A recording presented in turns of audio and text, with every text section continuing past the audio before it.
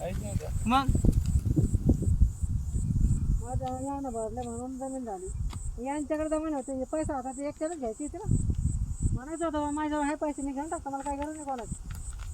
आपण आपली घेऊन टाकायची होती. काय म्हणायचं होतं भाऊ इथं वावर आहे, दादा तिथं वावर आहे, वावर घ्यायचं. मग मी काय सांगू राहिलो होतं ते मग हे असं केलं मग जनाची जमीन होत होती मग त्याने वापसच नव्हते द्यायला पाहिजे काही वापस घेऊ बघा, त्यानेच पैसे भरून सगळं करायला हा कुठे हे केलं मग माणूस आज बी जी जागा माणूस येतो. आता तुमच्याकडेच राहील ना, कारण तुम्ही इथं नाही ते तसं नाही का सल्ला सांगणार माणसं बलदेव थोडी म्हणणार आहे का बलदेव उभं राहणार तो. मग तुमचं म्हणणं काय, पप्पांनी पैसे दिलेलेच नाही?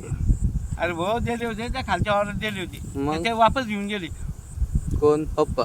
हा मग कसं झालं मग तो सौदा मग कॅन्सल, पैसे घेऊन गेले वापस देते म्हणे, मला वावरच लागतच नाही. म्हणजे पैसे दिलेले घेऊन घेतले? हा वापस की सर. आणि ते मग तुम्ही घेतलं नंतर?